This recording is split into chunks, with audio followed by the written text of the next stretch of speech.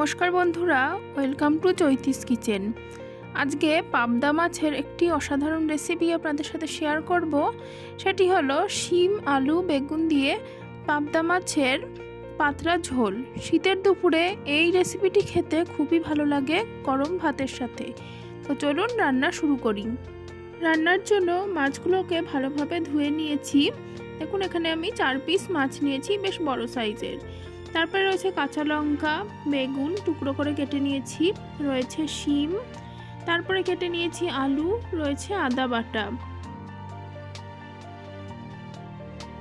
আর এখানে কয়েক পিস বড়ি নিয়ে নিয়েছি।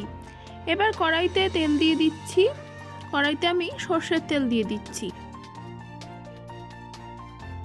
তেল গরম হয়ে গেলে পরে পাবদা মাছগুলো এখন ভালো করে ভেজে নেব। তবে পাবদা মাছগুলো একটু সাবধানে ভাজতে হবে, যেহেতু এই মাছে আঁশ নেই, সেই জন্য খুব বেশি ফাটে। তো দেখুন মাছগুলো আমি উল্টে পাল্টে ভেজে নিচ্ছি।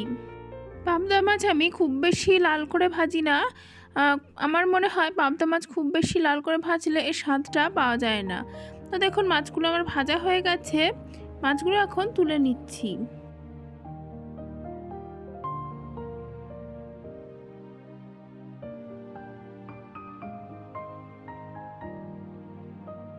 এরপর কড়াইতে যে তেলটুকু রয়েছে তাতে আমি প্রথমে বড়িগুলো ভেজে নেব। তেলটা একটু কালো হয়ে গেছে, যেহেতু মাছগুলো ভেজে নিয়েছি সেই জন্য। তো এই তেলেই বড়িগুলো ভালো করে লাল করে ভেজে নিচ্ছি।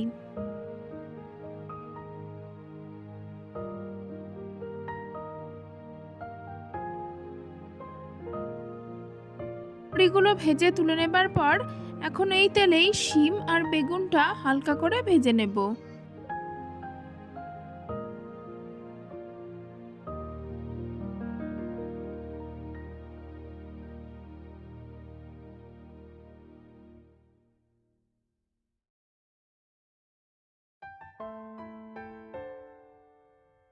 শিম আর বেগুনটা হালকা করে আমার ভাজা হয়ে গেছে, আর এখন কড়াই থেকে তুলে নিচ্ছি। শিম আর বেগুনটা ভাজার ফলে যেটুকু তেল ছিল পুরোটাই বেগুনের তেলটা টেনে নিয়েছে। তো সেই জন্য এখন আমি আবার কিছুটা তেল দিয়ে দিচ্ছি। যেহেতু আগে ওগুলো তেল দিয়ে ভাজা রয়েছে, তো সেই জন্য খুব বেশি তেল এখন প্রয়োজন পড়বে না। তো তেলটা গরম হয়ে গেলে এখন তেলে ফোড়ন দিয়ে দিচ্ছি কালো জিরে। ফোড়নটা কয়েক সেকেন্ড একটু নাড়াচাড়া করে নেব। রেডি হয়ে গেলে এখন তেলে দিয়ে দিচ্ছি কেটে রাখা আলুর টুকরোগুলো। আলুগুলো খুব ভালো করে লাল করে ভেজে নেব।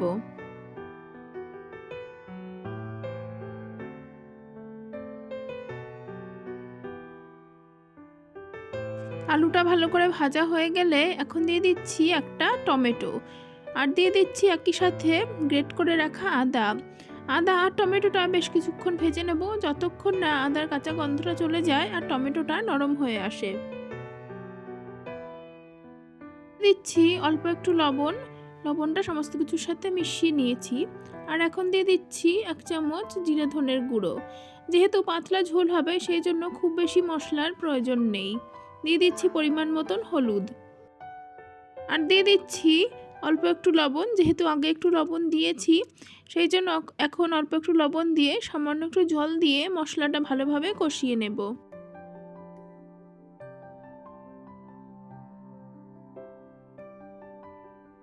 বেশ কিছুক্ষণ নাড়াচাড়া করে নিয়ে এখন ভেজে রাখা শিম আর বেগুনটা দিয়ে দিচ্ছি। শিম আর বেগুনটা দিয়ে মশলাটা আরও কিছুক্ষণ ভালো করে কষিয়ে নেব।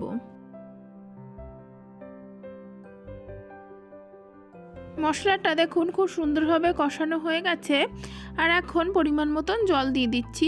আপনারা যতটা গ্রেভি চান ঠিক সেরকমই জলটা দেবেন।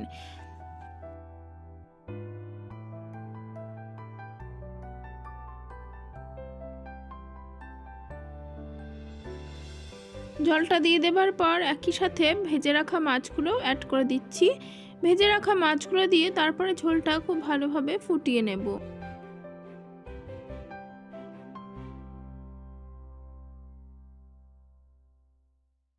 দিয়ে দিচ্ছি কেটে রাখা কাঁচা লঙ্কাগুলো। এই রান্নায় আমি কোনো শুকনো লঙ্কার ব্যবহার করিনি।